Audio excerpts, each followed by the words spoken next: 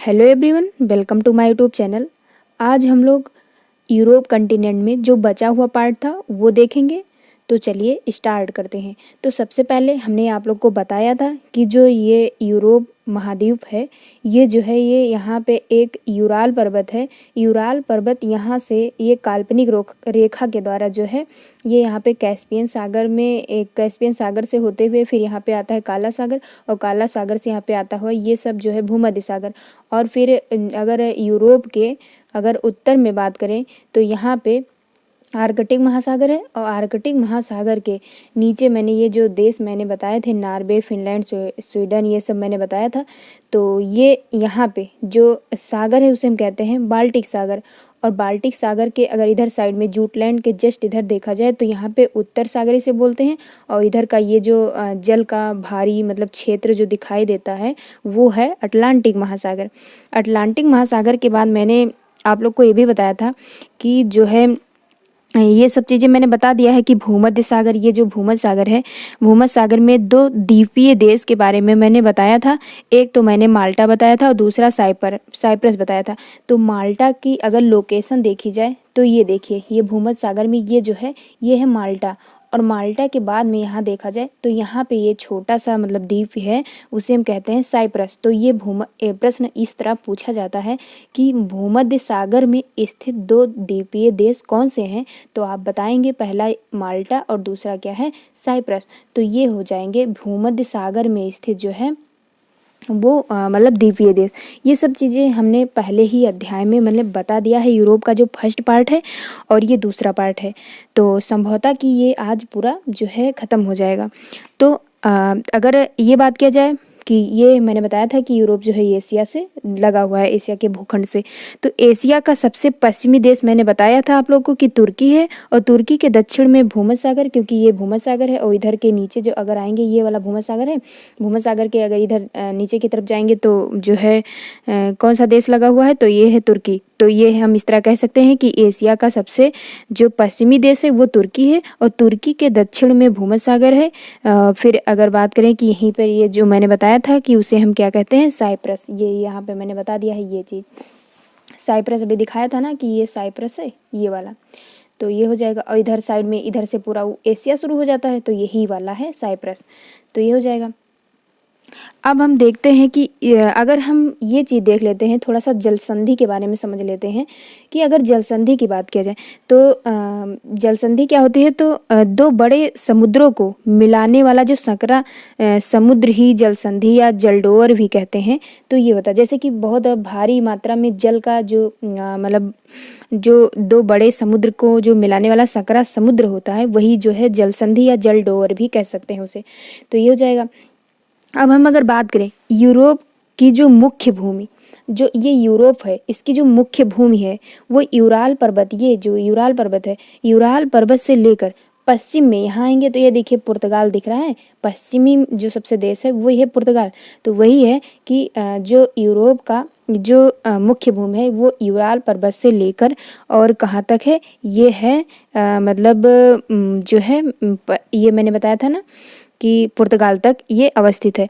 अब हम देखें कि फ्रांस के उत्तर में, ये जो फ्रांस है, फ्रांस के उत्तर में जो है ये फ्रांस है, फ्रांस के उत्तर में ही जो है एक मैंने बताया था आप लोग को कि ये फ्रांस हो गया। और मैंने बताया कि यहाँ पे मैंने लोकेशन बना के रखा है, कोई चीज़ ऊपर हो तो उसे उत्तर बोलते हैं, इधर साइड में हो तो उसे पूर्व, और इधर साइड में पश्चिम और दक्षिण।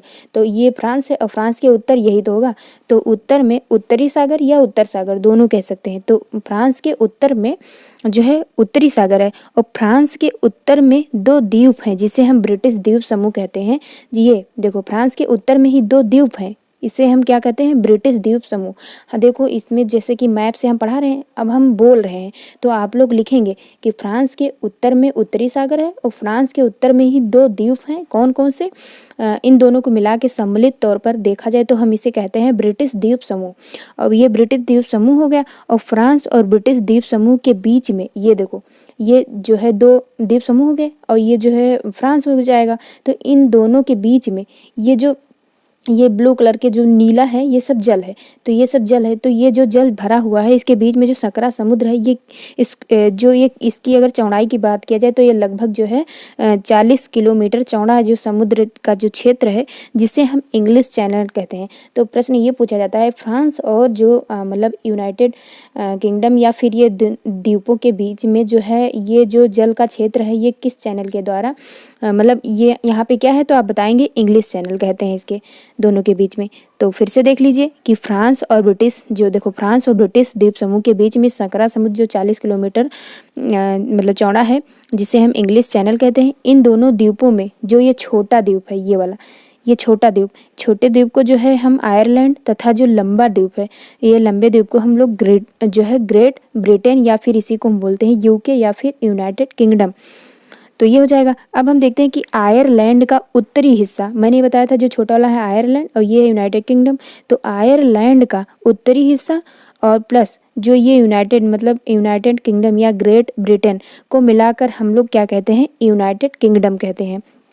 अब हम देखते हैं कि ग्रेट ब्रिटेन है ये जो है इसकी राजधानी लंदन है, इसकी जो राजधानी जो यहीं पे स्थित है लंदन है। तो लंदन जो है समुद्र यहाँ पे ही पड़ेगा कुछ कह सकते हैं, तो लंदन है।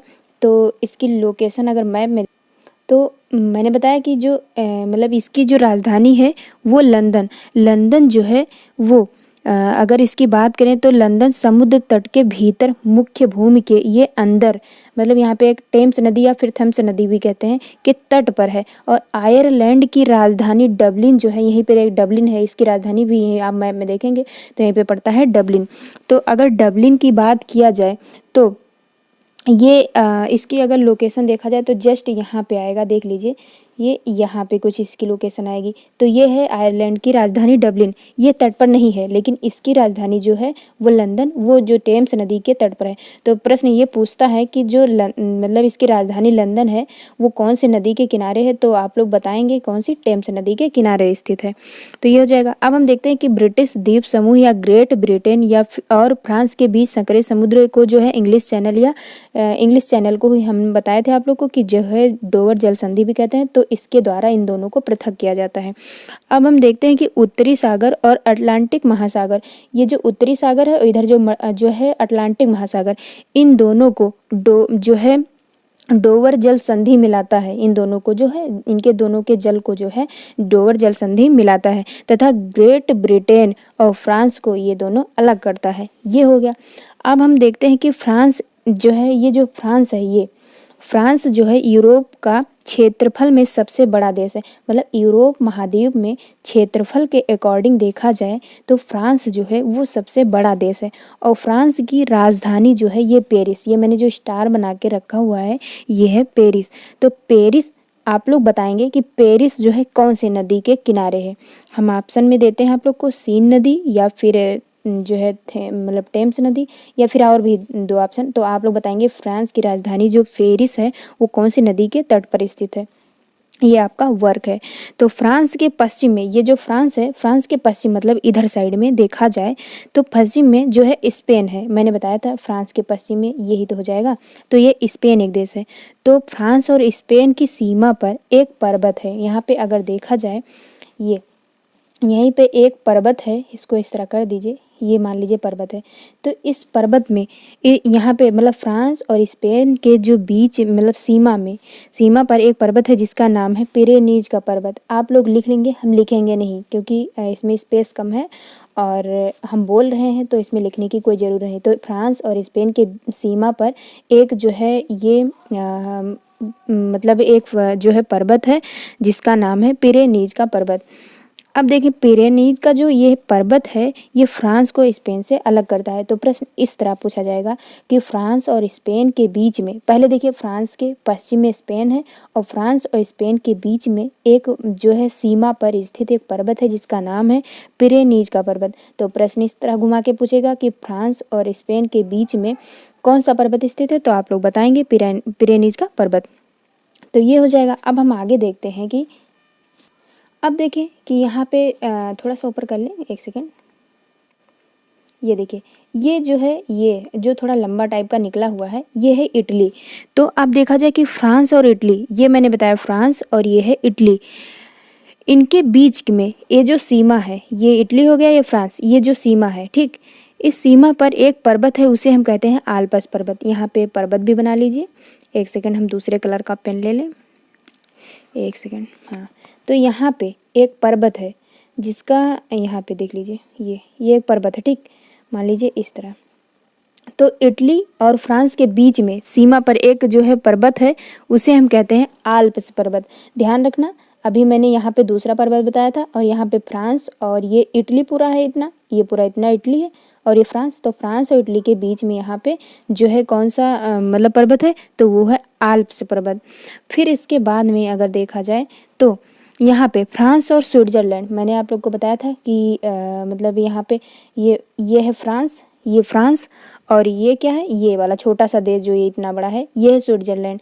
तो फ्रांस और स्विट्जरलैंड के बीच में मतलब बीच या सीमा पर कह सकते हैं, ये जो देश है ये है स्विट्जरलैंड और ये है फ्रांस। इन दोनों के बीच में यहाँ पे एक पर्वत है, एक सेकेंड, अगर देखा जाए तो यहाँ पे एक पर्वत है, एक सेकेंड, ये यहाँ पे ये एक पर्वत है जिसे हम कहते हैं कौन सा, जूरा पर्वत। यहीं पे एक है पर्वत जिसे हम कहते हैं कौन सा पर्वत, तो ये हो जाएगा जूरा पर्वत। अब हम देखते हैं कि फ्रांस और जर्मनी के सीमा पर, ये जो फ्रांस है और ये जर्मनी, इन दोनों के, ये जर्मनी देश है और ये फ्रांस, तो फ्रांस और जर्मनी की सीमा पर एक पर्वत है यहाँ पे। अगर यहाँ पे ऐसे बना दे तो ये एक पर्वत है जिसे हम कहते हैं, ये एक पर्वत है जिसे हम कहते हैं वासजेस पर्वत, या फिर वासजीस भी से बोलते हैं। तो जर्मनी और फ्रांस के सीमा पर वासजेस पर्वत है, ये आप लोग लिख लेंगे। बोल रहे हैं क्योंकि लिखने भर का यहाँ जगह नहीं है, तो आप लोग लिख लेंगे। तो यहाँ पे वासजेस पर्वत है। तो ये सभी पर्वत एक दूसरे देश जो है, एक दूसरे देश को एक दूसरे से अलग करते हैं। तो हमने बताया कि फ्रांस और स्पेन के बीच में एक पर्वत है, और फिर मैंने बताया फ्रांस और इटली के बीच में जो सीमा को एक पर्वत जो है मतलब अलग करता है। फिर मैंने जर्मनी और फ्रांस के बीच में, स्विट्जरलैंड और फ्रांस के बीच में बता दिया। अब हम देखते हैं फ्रांस के पूर्व में, ये फ्रांस है, और फ्रांस के पूर्व या फिर कह सकते हैं पूर्वोत्तर में जो है 3 देश हैं। यहाँ पे देखा जाए तो 3 देश कौन कौन से हो जाएंगे, मैंने आप लोग को बताया था। फ्रांस के अगर पूर्व में देखा जाए तो यहीं पे बेल्जियम, नीदरलैंड और जो है एक लग्जमबर्ग है। ये देखिए जो है ये मैंने बताया था, यहाँ पे जो है ये बेल्जियम और लग्जमबर्ग, मतलब यहाँ पे छोटे छोटे देश हैं। ये देखिए मैंने लाल लिख दिया है, तो लग्जमबर्ग, और अगर भी बात किया जाए बेल्जियम, और फिर यहाँ पे नीदरलैंड। तो ये तीनों मतलब 3 देश हैं पूर्वोत्तर में। फिर इसके बाद में देखा जाए कि बेल्जियम, ये बेल्जियम हो जाएगा, और फिर बेल्जियम के बाद में देखते हैं तो बेल्जियम, ये देखिए बेल्जियम की राजधानी आई थिंक ब्रुसेल्स है, तो मैंने ब्रुसेल्स लिख रखा है, लेकिन ये बेल्जियम है, ठीक, बेल्जियम। और ये छोटा सा देश जो यहाँ पे है ये है नीदरलैंड, और ये है मतलब लग्जमबर्ग, और यहाँ पे जो है ये है नीदरलैंड, ठीक। तो ये हो जाएगा। तो हमने बताया कि बेल्जियम, नीदरलैंड और लग्जमबर्ग, इन तीनों को अगर एक साथ मिला दिया जाए तो उसे हम कहते हैं, क्या कहेंगे, बेनेलक्स। क्या कहेंगे, बेनेलक्स। यहाँ पे लिखना आवश्यक है तो इसलिए हम लिख रहे हैं, उसे हम कहेंगे बेनेलक्स। जैसे अगर इसको इंग्लिश में लिखें तो बी और ई हो जाएगा, और फिर इसको NELUX, ये हो जाएगा जो है, इसको कहेंगे बेनेलक्स। तो अगर इसको पढ़ा जाए तो BE से हो जाएगा क्या, BE से हो जाएगा बेल्जियम, NE से हो जाएगा नीदरलैंड, और LUX से हो जाएगा लग्जमबर्ग। तो इन तीनों देशों को मिला के नीदरलैंड, और जो है नीदरलैंड, बेल्जियम और लग्जमबर्ग, इन तीनों को सम्मिलित रूप से क्या कहते हैं, बेनेलक्स। अब हम देखते हैं कि उत्तरी सागर, ये उत्तरी सागर के तट पर जो है 2 देश स्थित हैं जिसे हम कहते हैं देखो ये उत्तरी सागर है, ये जल भरा हुआ, तो ये तट ही तो हो गया। तो तट पर 2 देश कौन कौन से स्थित हैं, वो है बेल्जियम और नीदरलैंड। ये है बेल्जियम, ये देखिए इसका थोड़ा सा पार्ट मिल रहा है यहाँ पे, और ये नीदरलैंड का थोड़ा सा पार्ट मिल रहा है। तो ये दोनों जो है उत्तरी सागर के तट पर स्थित 2 देश कौन कौन से, नीदरलैंड और जो है बेल्जियम। अब हम देखते हैं कि जो लग्जमबर्ग है, ये जो छोटा सा देश है, ये लग्जमबर्ग जो है तट पर नहीं है, अर्थात हम इसको कह सकते हैं कि भूमिबद्ध देश है, अर्थात जो है स्थलरुद्ध मतलब इसकी सीमा जो है जल से नहीं लगती है, तो मतलब स्थल से घिरा हुआ ये देश है, कौन सा, लग्जमबर्ग। अब हम देखते हैं कि बेल्जियम, नीदरलैंड और लग्जमबर्ग, अर्थात जो हमने बताया कि बेनेलक्स को जो है, इन तीनों को, अगर इन तीनों को देखा जाए तो इन तीनों को मतलब नीची भूमि का देश कहते हैं। इन तीनों को मिला लिया जाए तो इसे हम कहते हैं नीची भूमि का देश। क्यों? क्योंकि इनकी भूमि काफ़ी नीचे है। क्यों? इनकी जैसे कि आप दबा दीजिए, जैसे कि गड्ढा नहीं खोदते हैं, तो इस तरह तरीके का देखा जाए तो इनका जो ज़मीन है वो मतलब भूमि काफ़ी नीचे है। यूरोप के अन्य देशों की तुलना में इनकी जो भूमि है वो जो है समुद्र तल से काफ़ी नीचे है। दरअसल जो बेनेलेक्स, ये जो बेनेलेक्स मतलब तीनों देश मिला के जो बेनेलेक्स बना हुआ है, तो ये जो बेनेलेक्स देश है इनके साथ जो मतलब खेती की भूमि नहीं थी। जब ये औद्योगिक क्रांति जब स्टार्ट हुई तब क्या हुआ, यूरोप में जनसंख्या बहुत तेज़ी से बढ़ा और उनके पास खेती की भूमि जो है वो ना होने के कारण बेनेलेक्स ने समुद्र तट के जल को कुछ किलोमीटर तक अंदर जाकर एक स्टील की दीवार से, मतलब एक स्टील की दीवार से जो है मतलब जल को उधर खिसका दिया, मतलब जल को दीवार से उस पार धकेल दिया। तो क्या हुआ, इनको खेती करने के लिए ज़मीन मिल गई, लेकिन जो ज़मीन है वो समुद्र तल से नीचे चली गई। इसलिए बेनेलेक्स को नीची भूमि का देश कहते हैं। मैंने एक बार फिर से शॉर्ट में देख लीजिए कि बेनेलेक्स में 3 देश आते हैं। कौन कौन से? बेल्जियम, नीदरलैंड और लग्जमबर्ग। इन तीनों को जो सम्मिलित तौर से मिला लिया जाए तो इसे हम बेनेलेक्स कहते हैं। इनको हम क्या कहते हैं? नीची भूमि का देश कहते हैं। और इसका कारण भी मैंने आप लोग को बता दिया। अब हम देखते हैं नीदरलैंड जो है, ये नीदरलैंड, इसकी राजधानी यहीं पे आती है, ये यहीं पे। नीदरलैंड की राजधानी है जो है यहीं पे आती है, ये देखिए यहीं पे। तो यहाँ पे नीदरलैंड की राजधानी जो है वो उसको कहते हैं एम्स्टर्डम। ये तट पर है, ये जो जल है उत्तरी सागर का जो जल है ये तट पर। एम्स्टर्डम को अगर एम्स्टर्डम की बात की जाए तो एम्स्टर्डम के बगल में नीदरलैंड में एक जो है, ये बगल में जो नीदरलैंड है, नीदरलैंड में बहुत बड़ी बंदरगाह है जिसे हम कहते हैं, क्या कहते हैं? रॉटरडम। यहाँ पे एक जो है बंदरगाह है जहाँ पे व्यापार होता है, उसे हम कहते हैं रॉटरडम। रॉटरडम बंदरगाह जो है वो यूरोप का व्यस्ततम बंदरगाह है। अभी देख लेते हैं एक सेकंड। तो ये जानिए कि ये नीदरलैंड और नीदरलैंड में ही, मतलब ये जो है नीदरलैंड की राजधानी एम्स्टर्डम तट पर है और एम्स्टर्डम के बगल में यहीं पे छोटा छोटा है, मतलब इतने में ही हम आपको कहाँ लिख के दिखाएं, बस समझ लीजिए आप कि बहुत जो बता रहे हैं वो बहुत काम की चीज़ है। तो एम्स्टर्डम जो है तट पर है और एम्स्टर्डम के जो बगल में नीदरलैंड जो है, यहाँ पे मैंने बताया कि बहुत बड़ी बंदरगाह है जिसे रॉटरडम कहते हैं। रॉटरडम जो है ये यहीं पे रॉटरडम है। ये रॉटरडम बंदरगाह यूरोप का व्यस्ततम बंदरगाह है। पूरे यूरोप में सबसे ज़्यादा जो जहाज़ों का आना जाना लगा रहता है वो यहीं होता है, क्योंकि यहाँ पे व्यापार का सबसे बड़ा बंदरगाह है। फिर स्पेन का दक्षिणी भूभाग, अगर ये मैंने बताया कि जो है ये स्पेन जो है, स्पेन का दक्षिणी मतलब भूभाग जो है को जो है जिब्राल्टर कहते हैं। अगर देखा जाए तो जो स्पेन है, स्पेन का अगर इधर साइड में देखा जाए तो उसे हम क्या कहते हैं?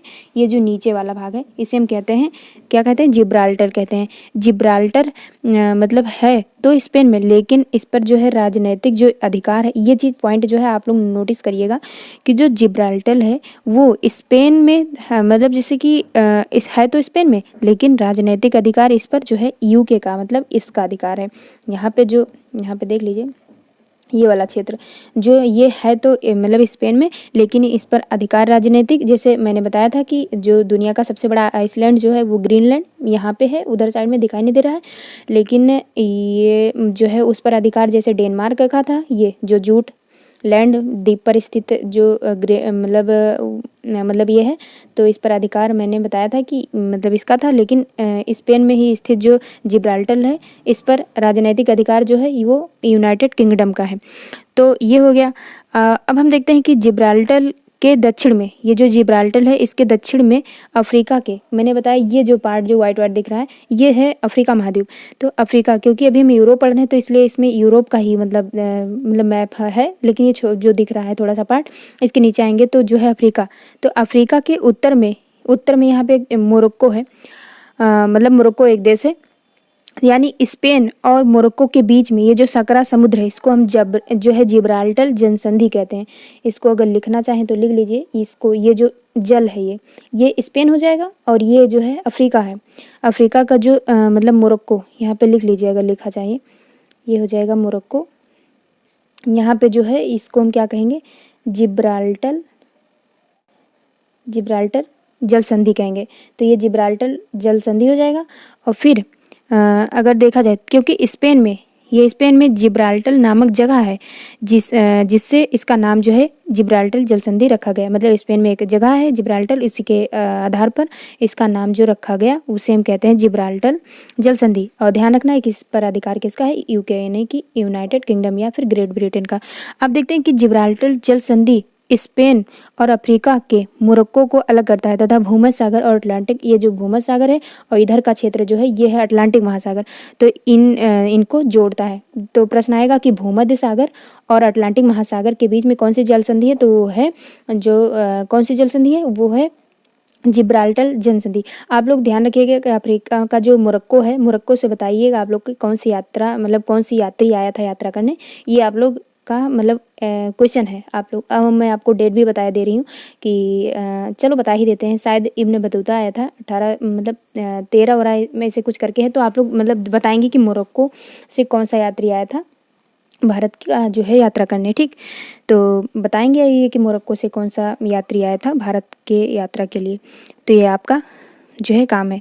फिर इसके बाद में अब हम देखते हैं कि स्कैंडिनेवियाई जो देश है, ऊपर वाला जो मैंने देश आप लोग को बताया था, ये इसमें मैंने बताया था कि दक्षिण में मैंने बताया था कि इन देशों को मिला के ही इसको बोलते हैं। तो यहाँ पे मैंने बताया कि बाल्टिक सागर है, बाल्टिक सागर के तट पर 3 छोटे छोटे देश हैं जिसे हम कहते हैं, ये यहाँ मैंने बताया था कि लिथुआनिया, ये लिथुआनिया है, और फिर मैंने बताया लाटविया और ये एस्टोनिया हो जाएगा। इन तीनों को सम्मिलित रूप से क्या कहते हैं, बाल्टिक देश। अब प्रश्न आएगा कि बाल्टिक देश में कौन से देश हैं, तो एक हो जाएगा एस्टोनिया, लाटविया, लिथुआनिया। ये तीनों देश जो हैं इसको हम कहते हैं बाल्टिक देश कहते हैं, क्योंकि इन तीनों बाल्टिक सागर के तट पर स्थित है इसलिए। और दुनिया के 2 सबसे छोटे देश यूरोप में ही है। अगर विश्व के अकॉर्डिंग देखा जाए तो वो दुनिया के सबसे 2 छोटे देश वो यूरोप में ही स्थित है। दुनिया का सबसे छोटा देश जो है वो देखा जाए तो वेटिकन सिटी है, और दूसरा जो है दुनिया का सबसे छोटा देश जो है वो है मोनाको।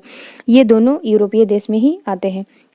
अब हम देखते हैं कि वेटिकन सिटी जो है वो उसकी बात करें तो अगर देखा जाए कि वेटिकन सिटी, मैंने बताया कि दुनिया का सबसे छोटा देश कौन सा है, वेटिकन सिटी। तो इसकी लोकेशन देखा जाए तो ये इटली में, ये यहाँ पे स्थित है।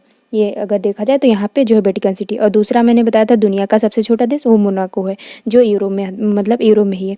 अब हम देखते हैं वेटिकन सिटी जो है ये इटली के अंदर बसा हुआ है। वास्तव में वेटिकन सिटी इटली की जो राजधानी रोम है, यहीं पे रोम की सीमा के भीतर बसा हुआ है। क्योंकि ये मैप है तो इसमें बता नहीं सकते, लेकिन यहीं पे जो है दिखा नहीं सकते हैं, तो अलग छोटा छोटा पार्ट करके जब इटली को लेकर ही पढ़ाएंगे तब हम एक एक चीज़ डिफाइन करके बताएंगे। तो वेटिकन सिटी इटली के अंदर बसा हुआ है। वास्तव में वेटिकन सिटी जो है वो इटली की राजधानी रोम की सीमा के भीतर बसा हुआ है। अब हम आगे थोड़ा सा देख लेते हैं। अब हम अगर आगे देखें तो दुनिया का एकमात्र देश जो शहर के भीतर बसा हुआ है वो है वेटिकन सिटी। मतलब ये क्या कहेंगे कि दुनिया का एकमात्र देश जो शहर के भीतर बसा हुआ है वो है वेटिकन सिटी। ये वेटिकन सिटी कहलाता है। वेटिकन सिटी का अगर क्षेत्रफल देखा जाए तो लगभग 0.00 किलोमीटर जो है स्क्वायर कह सकते हैं। वेटिकन सिटी क्षेत्रफल और जनसंख्या में सबसे छोटा देश है। मतलब ये जो है जनसंख्या और क्षेत्रफल और जो है जनसंख्या और क्षेत्रफल के अकॉर्डिंग सबसे छोटा देश है। और इसकी जनसंख्या लगभग अगर देखा जाए तो 840 कुछ ऐसे करके है। तो ये जैसे कि ये होता है, भूगोल एक ऐसा सब्जेक्ट है जो बदलता रहता है, उसमें मतलब परिवर्तन होते रहते हैं। तो जो चीज़ें पुरानी या नई चीज़ें जो उसमें जुड़ती रहें वो आप लोग खुद देखते रहिएगा। तो ये हो जाएगा। अब फ्रांस और इटली की सीमा पर, मैंने बताया था फ्रांस और इटली की सीमा पर भूमध्य सागर के तट पर जो देश है उसे हम मोनाको कहते हैं। यहीं पे एक छोटा सा देश है, उसे हम क्या कहेंगे, मोनाको। तो हमने आप लोग को बताया क्या कि ये इटली और फ्रांस के यहाँ पे उसकी लोकेशन आएगी मोनाको। तो फ्रांस और इटली, मतलब ये फ्रांस और इटली के सीमा पर स्थित भूमध्य सागर के तट पर जो देश स्थित है उसे हम कहते हैं मोनाको।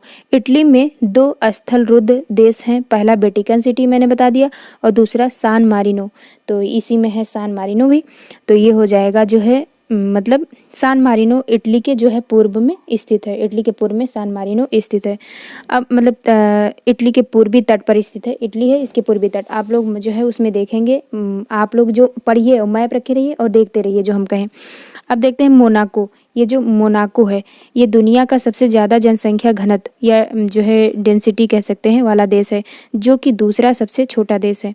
अब देखते हैं जर्मनी में हमने बताया था ये जर्मनी में जो ब्लैक फॉरेस्ट मैंने बताया कि यहाँ पे जो ब्लैक जो फॉरेस्ट पर्वत है,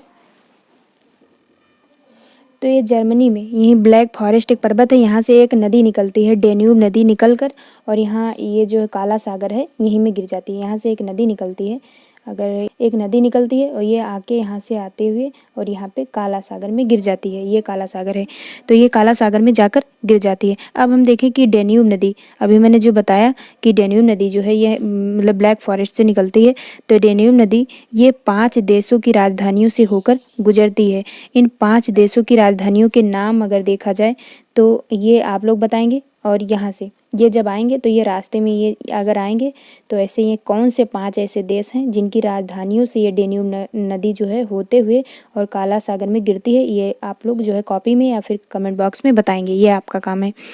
तो अब देखते हैं कि कैस्पियन सागर, ये जो कैस्पियन सागर है, ये कैस्पियन सागर में गिरने वाली अगर देखा जाए गिरने वाली नदी जो है उसका नाम यूराल नदी है।